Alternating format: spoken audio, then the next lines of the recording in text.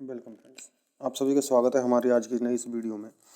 आज की इस वीडियो में हम पढ़ने वाले हैं क्लास 10th का चैप्टर नंबर 2। तो आइए इसे हम निकालते हैं। जो हमारा चैप्टर नंबर 2 है उस चैप्टर का नाम है बहुपद। तो सबसे पहले हम उसे निकाल कर देख लेते हैं कि इसमें क्या दिया हुआ है। तो देखिए, हमारा जो चैप्टर है उसका नाम है बहुपद। तो हम आज इस वीडियो में इस चैप्टर के बारे में पढ़ेंगे कि इस चैप्टर में क्या क्या है, और इस चैप्टर में से हमें प्रश्नावली जो 2 है, ये 2.1 में कैसे सवाल हैं उनको कैसे हल करना होगा, 2.2 के सवाल कैसे होंगे, जो भी सवाल हमारे पेपर के लिए बहुत ज़्यादा महत्वपूर्ण हैं हम उनकी तैयारी इसमें करने वाले हैं। तो तो हम इसमें शुरुआत करते हैं। सबसे पहले मैं कुछ इसमें बेसिक चीज़ें बता देता हूँ, तो आप देखिएगा एक बार सामने। तो सबसे पहले हम जान लेते हैं कि सबसे पहले यहाँ पर जो चैप्टर है इसमें नाम डाल देता हूँ मैं प्रश्नावली 2, या फिर आप अगर इस तरह समझें तो कि एक्सरसाइज 2। तो एक्सरसाइज 2 में सबसे पहले जानने की चीज़ है बहुपद, कि बहुपद आखिरकार होता क्या है। तो बहुपद को समझने के लिए आप इस प्रकार समझ सकते हैं कि यहाँ पर जब हम चर को तथा चर और अचर को समझते हैं, तो चर और अचर को जब एक साथ लिखा जाता है या फिर चर और अचर के संयोग से बनने वाली चीज़ों को पद कहा जाता है। और जब पदों की संख्या एक से अधिक हो जाती है तब उन्हें कहा जाता है बहुपद। और बहुपद में अब हम जानेंगे कि बहुपद जो है, बहुपद कितने प्रकार के होंगे, कैसे होंगे, किन से इनका निर्माण होगा, उसमें हमें क्या क्या चीज़ें और भी जाननी चाहिए, वो सब कुछ इसी के अंदर समाहित होगा। तो सबसे पहले बहुपद के प्रकारों को अगर समझें कि प्रकार जो हैं वो क्या हो सकते हैं, तो यहाँ देखिएगा प्रकार को 2 भागों में बांटा गया है। नंबर 1 होता है घात के आधार पर, और नंबर 2 होता है चर के आधार पर। ये जो घात है ये भी चर की ही होगी, चर की घात। देखो, चर की घात के आधार पर इनको बांटा जाता है। नंबर 1 की हम बात करें तो सबसे पहले होता है रैखिक। रैखिक रैखिक का मतलब घात 1 होगी। यहाँ घात लिख रहा हूँ मैं इसकी, तो आप ध्यान देना कि घात इसकी 1 होगी। नंबर 2 पे आता है द्विघात। इसका तो नाम से ही समझ में आ रहा है, द्विघात का मतलब जिसमें घात 2 हो। फिर आता है त्रिघात। त्रिघात का मतलब होता है जिसमें घात 3 हो। फिर आता है चतुर्घात या फिर चतुर्थ घात। इसमें 4 घातें होती हैं। इसी प्रकार और भी आता है। फिर n घातांकीय पद आता है, n घात या फिर n घातीय बहुपद, जिसमें घात की संख्या कितनी भी हो सकती है उसको n से हम निरूपित करते हैं। यहाँ चर के आधार पर भी इनको प्रकार में बांटा गया है। चर के आधार पर कि चरों की संख्या कितनी होगी, चर की संख्या। तो नंबर 1 पर आता है, ये इनके नंबर हैं 4, और इसी प्रकार ये और होंगे। तो नंबर 1 पर आता है एक चर वाले, नंबर 2 पर आता है 2 चर वाले। फिर नंबर 3 पर आते हैं 3 चर वाले। और इसी प्रकार जब ये आगे बढ़ते हैं फिर आते हैं n पर n चर वाले। तो n चर वाले वैसे बेसिकली इनको बहुत ही कम जाना जाता है, ये हमारे सिलेबस में है नहीं, हमें मात्र इसको पढ़ना है इस प्रश्नावली में। तो और इसमें क्या होगा, देखो इसको कैसे बनाया जाता है। प्रकार बनाने के लिए यहाँ से घात को और यहाँ से चर की संख्या को, दोनों को एक साथ मिलाकर एक प्रकार बनाया जाता है और उसका प्रयोग हम करते हैं। तो यहाँ हम आज पढ़ने वाले हैं इन दोनों को एक दूसरे के साथ मिलाकर। कैसे, देखो, जब चर की जो घात है, चर को 1 लिया जाए और उसके बाद उसकी जो घात है वो कितनी कर दी जाए, 1 कर दी जाए, तो उसे रैखिक कहा जाता है। तो एक चर वाले रैखिक बहुपद भी हो सकते हैं। यहाँ पर अधिक घात भी हो सकती है, 3 घात भी हो सकती है, 4 घात भी हो सकती है। तो यहाँ चरों की संख्या अगर 2 हो जाएगी तो उसे 2 चर वाले बोलेंगे। जो हमारे 2 चर वाले रैखिक समीकरण भी हो सकते हैं, द्विघात भी हो सकते हैं, त्रिघात वाले भी हो सकते हैं। तो अलग अलग प्रकार के सवाल होते हैं। तो आइए हम शुरुआत करते हैं। आप बेसिक तो इसका जान चुके हैं। इसमें उदाहरण के साथ साथ हम बहुत सारी चीज़ों को भी सीखेंगे साथ के साथ में। तो सबसे पहले एक मैं इसके बारे में आपको समझा देता हूँ एक उदाहरण से। कि देखिए, जैसे कि अगर हम एक चीज़ लिख लें यहाँ पे, उदाहरण के लिए एग्जाम्पल ये कि हमने लिखा ax square plus bx plus c। अब यहाँ पर हमने ये लिखा हुआ है एक उदाहरण। एक दूसरा ही साथ में उदाहरण लिखें 5x प्लस y या फिर 5x स्क्वायर y। एक दूसरा और लिख दिया जाए इसमें साथ में 4x प्लस 3। तो इनमें से अब हमसे पूछ लिया जाए कि इनमें जो चर की जो घात है, अधिकतम घात, वो कितनी है। तो यहाँ पर हम यहाँ से हमारा बहुपद यहाँ से यहाँ तक का होगा। इसमें पदों की संख्या 1 2 3 दी हुई है, क्योंकि पदों की संख्या किस पर निर्भर करेगी इससे भी हम ज्ञात कर सकते हैं। जितनी बार प्लस या माइनस का चिन्ह का प्रयोग किया गया उससे एक अधिक इसमें पद होंगे। यहाँ एक बार प्रयोग किया गया तो यहाँ पर 2 पद हैं, यहाँ भी एक बार प्रयोग किया गया तो यहाँ 2 पद हैं, यहाँ पर 2 बार प्रयोग हुआ तो यहाँ 3 पद हैं। अब देखो इसमें चर कौन सा है। इसमें चर जो है, चर है इसमें x। और घात की अगर बात करें तो घात है इसमें अधिकतम। देखो यहाँ तो x है ही नहीं, यहाँ x है, यहाँ x की घात 1 है मात्र, लेकिन यहाँ x की अधिकतम घात 2 है। तो 1 को छोड़कर हम 2 को याद रखेंगे तो अधिकतम घात होगी 2। तो यही हमारे बहुपद की घात कहलाएगी। तो इसको हम कहेंगे बहुपद की घात जो होगी 2। तो इस प्रकार हम इसकी घात निकाल सकते हैं। इससे आगे इसमें चर क्या होगा, चर इसमें 2 हैं x, y। अधिकतम घात की बात करें तो जो बहुपद की घात होगी, ध्यान रहे कि बहुपद की घात हमेशा ही अधिकतम घात को माना जाता है। जैसे इसमें y की अगर अधिकतम घात 2 होती या 3 होती तो हम 3 को इस बहुपद की घात मानते, लेकिन यहाँ x की घात 2 सबसे अधिक है तो इसलिए बहुपद की घात मात्र 2 मानी जाएगी। और वो कौन से चर की है, वो x की है। इसमें 4x प्लस 3 दिया हुआ है। इसमें चर हमारा कौन सा हो जाएगा, चर बराबर से x है। और इसमें जो घात होगी बहुपद की घात, इसमें लिख देते हैं बहुपद की घात, और यहाँ पे घात बराबर से हो जाएगी 1।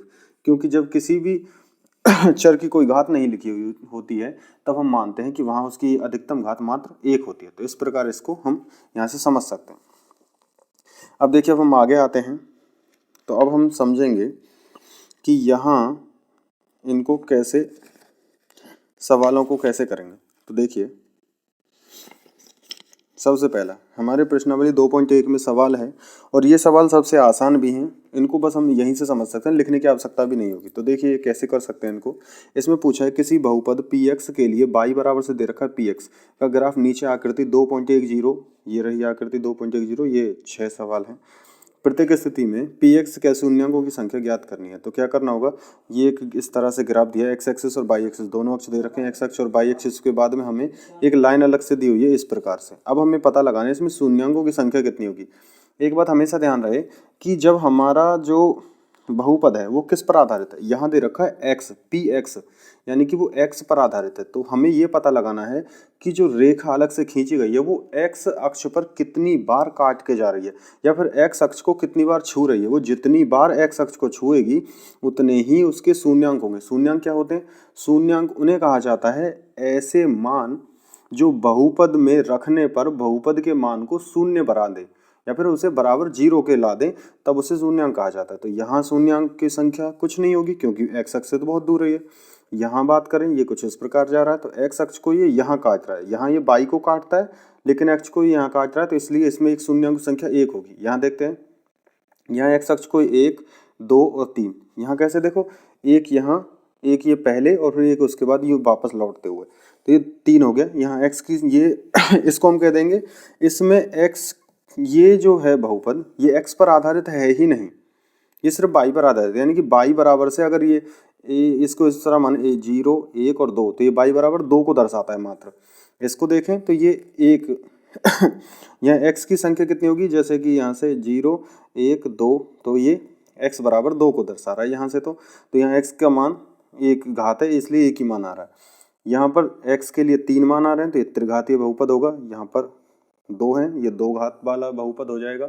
इसी प्रकार आगे 1, यहाँ से 1, यहाँ से नीचे उतरते हुए 2, फिर ऊपर जाएंगे ये 3 और ऊपर से फिर लौट के आएंगे ये 4। तो ये 4 बार x अक्ष को काटता है, इसलिए यहाँ पर इसके 4 शून्यांक होंगे। आगे बढ़ते हैं, यहाँ से 1 ऊपर से नीचे आते वक्त देखो, एक बार ऊपर 1, फिर उसके बाद नीचे काट के नहीं जा रहा है तो टच कर रहा है, तो इसलिए सिर्फ इसे 1 माना जाएगा। लेकिन इसे अगर ये काटता, जैसे इसको हम ये वाली पूरी लाइन समझे, इसको ये यूं काटता, काटने पर क्या होगा, काटने पर एक बार नीचे आएगा और फिर ऊपर जाएगा, तो तब ये दो बिंदु अलग अलग होते हैं। लेकिन अब यहाँ सिर्फ छूकर ऐसे जा रहा है तो इसमें एक ही बिंदु माना जाएगा इसे। तो एक ऊपर, एक ये छूकर ऐसे जा रहा है 2, फिर आगे बढ़ेगा, उसके बाद दोबारा से छू रहा है 3, तो 1 2 3, इसमें शून्यांकों की संख्या यहाँ पर 3 हो जाएगी। तो अब इसके बाद में अब हम बढ़ते हैं हमारे अगले सवालों की ओर। तो ये हमारे 2.1 में बस इतने से ही सवाल हैं और ऐसे ही बहुत आसान से आपको प्रश्नावली 2.1 में से बस ऐसा एक चित्र आ सकता है और जिसमें आपसे पूछ सकता है 1 नंबर के लिए कि चित्र को, ग्राफ को देखकर बताइए शून्यांकों की संख्या कितनी होगी, और इस प्रकार का एक सवाल होगा। तो आइए देखो, अब हम आगे बढ़ते हैं। अगर हमारा अगर सवाल क्या है,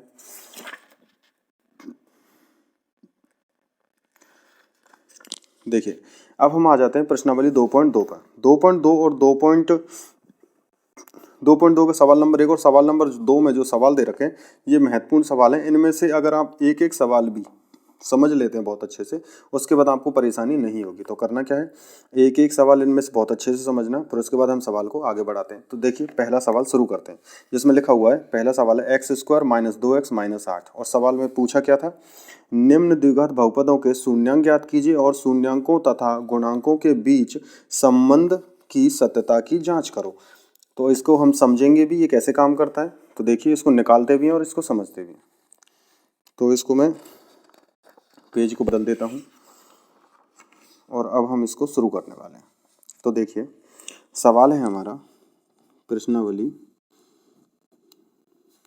2.2, क्वेश्चन नंबर 1 और इसका भी पहला, जिसमें दिया हुआ है x² - 2x - 8, कुछ नहीं है बराबर में, फिर भी हम 0 मान लेंगे। अब हमें सबसे पहले इसके शून्यांक चाहिए। तो देखो शून्यांक निकालने के दो तरीके हैं। सबसे शून्यांक निकालने के लिए हम क्या कर सकते हैं, जो शून्यांक निकालने का सूत्र है उसका प्रयोग कर ले डायरेक्ट, या हम क्या करें, इसका गुणनखंड विधि से इसके शून्यांक निकाल लें और फिर सत्यता की जांच करेंगे हम इसके बाद में। तो उसके लिए करना क्या होगा, सबसे पहले हमें इसको लिखता है सवाल को दोबारा से, ये x² - 2x - 8 बराबर से 0। अब हमें -2x के ऐसे टुकड़े करने हैं कि उन्हें जोड़ने पर तो -2x ही आए, लेकिन गुणा करने पर क्या आ जाए, x² और -8 के गुणा के बराबर। तो इसको यहाँ समझते हैं, जोड़ने पर जोड़ बराबर -2x होना चाहिए, लेकिन गुणा में क्या आना चाहिए, गुणा में आना चाहिए x² गुणा -8, जो बराबर होता है -8x² के। अगर हम यहाँ ध्यान से समझें तो 4 गुणा 2 करने पर 8 आता है, इसका मतलब हमें 4 गुणा 2 पे 8 मिल जाएगा। और जोड़ेंगे जब उनको तो 2 आ सकता है, क्योंकि उनका अंतर कितना है, 2 है। तो हम क्या लिखेंगे, यहाँ से x², वहाँ से देखो हमें एक संख्या को माइनस लेना होगा, क्यों, बड़ी संख्या माइनस की होगी तो छोटी संख्या प्लस की लेकर उसमें से माइनस ही बचेगा हमारे पास। तो माइनस का 4x और ये प्लस का 2x माइनस का 8 बराबर से 0। अब क्या करेंगे, इन दोनों में से हम कितना कॉमन ले सकते हैं, x, तो x कॉमन लेते हैं, यहाँ से x माइनस से 4 और यहाँ से हम 2 कॉमन ले सकते हैं, प्लस का 2 कॉमन लेते हैं, x माइनस से 4। हमें इस प्रकार इनके टुकड़े करने कि यहाँ जब इनमें से कॉमन लिया जाए, तो कॉमन का मतलब उभयनिष्ठ लिया जाए, तो इन दोनों ब्रैकेट जो कोष्टक बने हुए हैं इन दोनों के मध्य में बिल्कुल समान संख्या है, बराबर से 0। अब क्या करेंगे, दोनों तरफ एक जैसे ब्रैकेट बन चुके हैं, तो इन दोनों को कॉमन लेंगे। यहाँ से x माइनस 4 कॉमन लेने पर यहाँ से सिर्फ x बचेगा, यहाँ से x, यहाँ से बचेगा प्लस का 2 और ये बराबर से 0। अब हम कह सकते हैं कि दो संख्याओं का गुणा 0 के बराबर है, तो इसका मतलब इनमें से कोई एक संख्या 0 होगी। तो क्या करेंगे उसके लिए, अब हम कह सकते हैं x माइनस 4 बराबर से 0 होगा, या फिर x प्लस 2 बराबर से 0 होगा। तो x बराबर यहाँ से 4 आता है और यहाँ से x बराबर से -2 आता है। अब एक चीज़ और कि जो शून्यांक होते हैं, तो हम कहेंगे शून्यांक को अल्फा कॉमा बीटा माना जाता है। पहले को अगर मैं अल्फा मान लूँ तो अल्फा बराबर से मेरा 4 हो जाएगा और बीटा बराबर से -2 हो जाएगा। अब इनके बीच में हमने ये तो निकाल दिया, अब इनकी सत्यता की जांच करनी है। सत्यता की जांच के लिए शून्यांक निकालने का एक तरीका होता है। तो शून्यांक कैसे निकाला जाता है, शून्यांक बराबर से, एक चीज़ समझना कि अभी मैंने यहाँ पे एक ये लिखा था पद, यहाँ यदि हम समझें कि ये कौन सा रूप है, ये है द्विघात बहुपद है ये, जिसमें ax² plus bx plus c लिखा हुआ है। तो यहाँ x² के गुणांक को a कहा जाता है, x के गुणांक को b और अचर पद को c कहा जाता है। तो इन्हीं का प्रयोग किया जाता है यहाँ पे। तो देखिए शून्यांक अगर हम निकालें तो शून्यांक में क्या होता है कि शून्यांकों का योग, तो शून्यांकों में कुछ इस प्रकार आता है कि शून्यांकों का योग, यानी कि शून्यांक कौन कौन से थे हमारे, शून्यांक बराबर से अल्फा और बीटा थे। तो अल्फा प्लस बीटा बराबर से क्या होता है माइनस बी बटे, और ये सी हो जाएगा। और उसके बाद में अगर हम आगे बढ़ते हैं और फिर उसके यहाँ से अगर हम बात करें अल्फा इंटू बीटा, यानी कि शून्यांकों का जो गुणनफल होगा, गुणनफल दोनों का गुणा होगा। तो गुणा क्या होगा इनका, यहाँ यहाँ पे ए आएगा, और ये यहाँ से जब इनका गुणनफल करेंगे तो वो आता है सी बटे ए के रूप में। अब हमें क्या करना है कि यहाँ से इसमें देखो ध्यान से, यहाँ जहाँ सवाल लिखा हुआ था इसमें ए कितना है, तो यहाँ से ए बराबर ए तो 1 आ रहा है, और बी बराबर से कितना आ रहा है -2, और सी बराबर से कितना आ रहा है -8। इन्हीं का प्रयोग करके हम इसको लिख सकते हैं। तो पहले हम क्या निकालेंगे, अल्फा प्लस में बीटा बराबर से माइनस बी कितना होगा हमारा, माइनस पहले चिन्ह लगाओ, -2 लिखा हुआ है क्योंकि बी का मान -2 है, बटे में सी बराबर 1 है। तो अल्फा प्लस बीटा बराबर कितना आ गया, अल्फा प्लस में बीटा बराबर से आ रहा है 2, मात्र 2 आ रहा है। उसके बाद में आगे उसके बाद दूसरा है अल्फा बीटा, यानी कि गुणा है दोनों का, वो आता है सी बटे ए से। तो सी का मान कितना है इसमें, सी में है -8 बटे 1, तो इसका उत्तर आ जाएगा अल्फा बीटा बराबर से आता है -8 डायरेक्ट आ रहा है। तो अब हमें क्या करना है कि ये हमने शून्यांक तो निकाल दिए जो हम विधि से निकालते हैं, और ये हमने गुणनखंड जो विधि थी हमारी उसके। अब हमें करना क्या है, इन दोनों को चेक करना है क्या ये दोनों सही है कि गलत है। हमने शून्यांक अल्फा बीटा यहाँ निकाले थे, चलो इसको यहीं करते हैं। तो एक बार हम अल्फा प्लस बीटा यहाँ निकाल के देखते हैं। अल्फा का मान है 4 प्लस बीटा का मान -2, जो हल करने पर आएगा ये दोनों चिन्ह परिवर्तन हो जाएगा, प्लस का गुणा माइनस से करेंगे माइनस आएगा, 4 में से 2 घटाने पर आता है 2। उसके बाद अल्फा गुणा बीटा बराबर से 4 गुणा -2, 4 गुणा 2 करने पर 8 आता है, और प्लस का गुणा माइनस से करने पर माइनस। तो इस प्रकार हमारे पास 2 मान आ गए, एक ये और एक ये वाला। तो अब हम कह सकते हैं कि यहाँ से हमारा अल्फा प्लस बीटा 2 आ रहा है और अल्फा इंटू बीटा -8 आ रहा है, जो दोनों के समान है। इस विधि से हम क्या कर सकते हैं, यहाँ से हम सवाल इस प्रकार हल करेंगे पहले उसे, फिर उसके बाद में उसके अल्फा प्लस बीटा और अल्फा बीटा के मान निकालेंगे, और फिर हम इस विधि के द्वारा कि जो इनका एक संबंध होता है, संबंध क्या है कि शून्यांकों का जो योग होता है वो होता है बराबर से -x का गुणांक बटे में x² का गुणांक, और इनका गुणनफल क्या होता है शून्यांकों का, वो होता है अचर पद बटे में x² का गुणांक। और इस विधि का प्रयोग करके हम पहला सवाल हमारा पूर्ण कर सकते हैं। इसी प्रकार के अन्य सवाल जो है इसमें वो भी होंगे। अब इसमें एक चीज़ और देखिएगा, यहाँ से जो इसमें सवाल दिए हुए हैं यहाँ से जो सवाल दिए हुए हैं इनमें से एक सवाल आपको और भी करके देखना है, और वो ये है सवाल नंबर 3। सवाल नंबर 3 और सवाल नंबर 6 जो है ये आपको जरूर करके देखना है। एक सवाल इसमें से, इन दोनों में से कोई एक सवाल आप कर सकते हैं। सवाल नंबर 4 में से, सवाल नंबर 5 में से कोई एक सवाल कीजिएगा। ये दोनों सवाल भी बहुत अच्छे हैं क्योंकि इसमें एक पद को हटा दिया गया है। इसमें ध्यान से देखेंगे तो इसमें अचर पद नहीं है, और इसमें ध्यान से देखेंगे तो इसमें x वाला पद नहीं है जो बीच में आता है, जो b वाला पद है वो नहीं है। तो b वाले पद की जगह पर, b की जगह पर हम 0 मानेंगे, उससे ये सवाल हल होगा।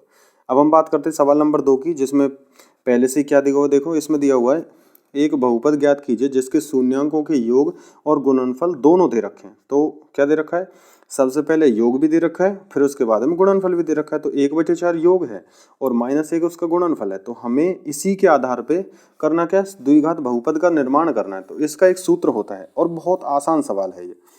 इसको मैं लिखता हूँ क्वेश्चन नंबर 2 और इसका पहला। इसमें दे रखा है हमारा द्विघात बहुपद जो होता है, द्विघात बहुपद वो होता है हमारा ax² plus bx plus c बराबर से 0 होता है। लेकिन शून्यांकों का अब देखो अल्फा प्लस बीटा बराबर से दे रखा है 1/4 अल्फा बीटा, वो दे रखा है 1। अब हमें करना क्या है, इसका प्रयोग यहाँ करना है। अगर तुम्हें याद है, अभी देखो यहाँ देख सकते हो आप कि हमने क्या किया, अल्फा प्लस बीटा जो था हमारे, वो हमने लिखा माइनस बी बटे ए के रूप में। तो यहाँ जहाँ बी आ रहा है ना, तो हम क्या करेंगे, उसकी जगह पे बी बटे 1 यानी कि अल्फा प्लस बीटा वाला रख सकते हैं। तरीका भी यही है और मैं आपको समझा भी रहा हूँ कि ऐसा क्यों कर रहे हैं हम।